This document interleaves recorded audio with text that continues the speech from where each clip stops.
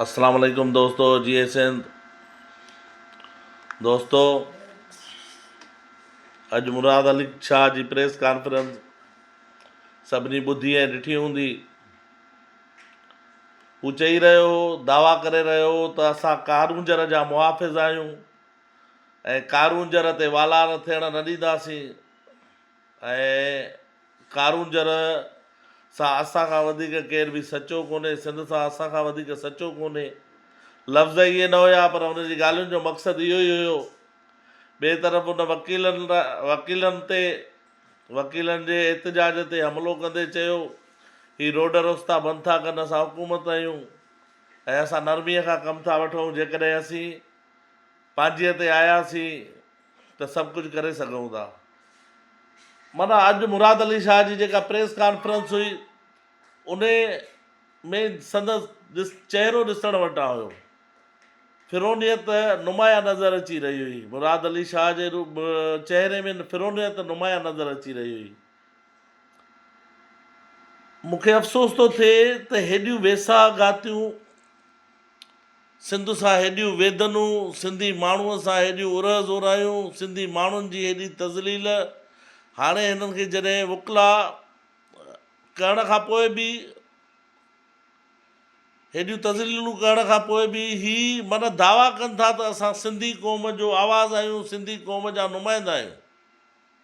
ॿिए तरफ़ ही वकीलनि खे धमकाइनि था, पर उन्हनि खे शायदि इहा ख़बर न आहे त वकील सिंधी क़ौम जो हिसो ज़रूरु न आहिनि, पर सिंध जे उन्हनि माण्हुनि वांगुरु निमाणा ऐं वेगाना न आहिनि जंहिंखे तव्हां पंहिंजी शख़्सियत परस्ती जो चूरन ठाहे विकिणी ऐं उन्हनि जी सिंध खे खपाइण जा सांभा कंदा आहियो ऐं असां वारा माण्हू जीए कंदा आहिनि। कल्ह को वाक़ियो, अफ़सोसनाक वाक़ियो जेको लारकाणे में थी गुज़रियो, जेका 8 साला निंगरी बख़्तावर उमराणी पाकिस्तान लारकाणे जे खुलियल मेन हॉल गटर में किरी ऐं तड़पी दम ॾिनो, उन ते कुछण लाइ हिन वटि लफ़्ज़ न हुयो। असां सिंधी माण्हू हुननि जे गणप में ई न आहियूं।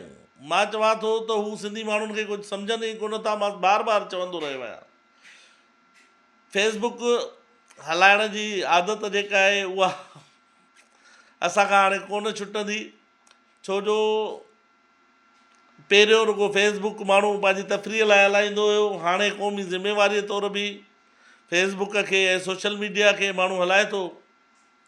हिकिड़ी पोस्ट पंहिंजो दोस्त हलीम मंगरियो जी नज़रुनि खां गुज़री, ॼण उन्हनि हिननि जा सॼा पता वावखा कया, हिन ज़रदारी माफ़िया, मुसलत ज़रदारी माफ़िया जा पता वावखा कया ऐं सभु यादियूं ताज़ू थी वियूं। जंहिंमें हुन दोस्त ॿुधायो त बिटो निज़ाम हेठों, मज़े जी ॻाल्हि, ही पोस्ट त हुई पर हेठों वरी पंहिंजो ज़रदारी जो फ़ोटू हुयो, आसिफ़ अली ज़रदारी जो फ़ोटू हुयो ऐं वाज़िह लिखियलु हुयो, वाज़िह ऐं हक़ीक़तुनि ते ॿधल पोस्ट हुई ऐं वाज़िह पोस्ट हुई। त लिखियलु हुयो, बिटो निज़ाम हिननि आंदो, भंडार ॿेट हिननि लिखी ॾिना, कारूंजर जी कटाईअ जो ठीको ऐं माना उन्हनि ते सयूं हिननि कयूं, सिंधू दरिया ते केनाल ठाहिण वारी समरीअ ते सही हिननि कई।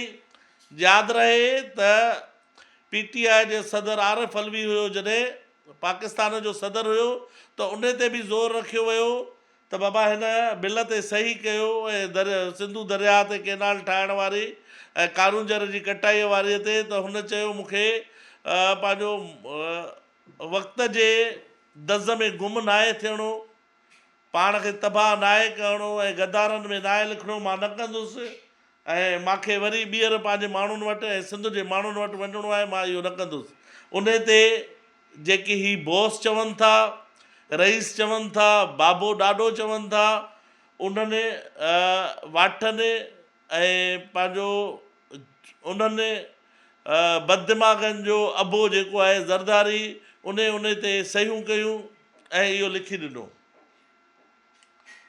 इस्तिस्ना वारे समरीअ ते सही तव्हांजे ज़रदारी साहब कई, अदालतुनि खे तीनवाल करे उन्हनि जे सिस्टम खे डावाडोल करण वारे पंहिंजो मुसविदे ते सही तव्हांजे ज़रदारी साहब कई।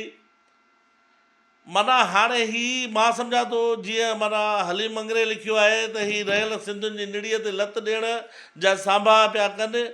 हिन वक़्तु सिंध सोचे थी जेके ही 2-3-4 सैकड़ो माण्हू जेके लालचुनि ऐं ख़ौफ़ जे पुठियां हिननि जे दरवाज़नि ते चौंपलूं करण में पूरा आहिनि, उन्हनि खां अलावा सॼी सिंध सोचे थी, हाणे सिंध जाॻे थी त ही हिननि जो बाबो ऐं रेस सॾाईंदड़ ही बोस जेके चवनि था उन्हनि में घटि का हयाज़री आहे।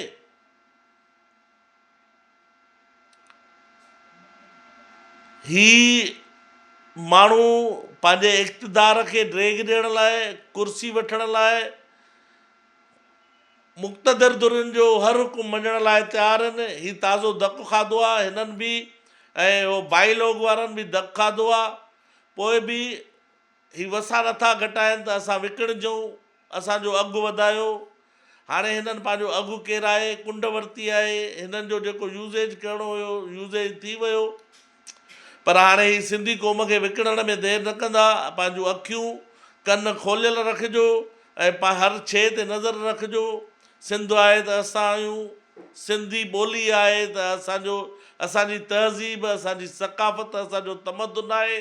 7000 साल पुराणी तहज़ीब खे बचाइणो आहे त असांखे कंहिं शख़्सियत परस्ती, पंहिंजो शख़्सियत परस्ती, कंहिं सरदारी निज़ाम, कंहिं फ़िरके वारियत जे चुंगल मां निकिरी ऐं सिंध लाइ सोचणो पवंदो।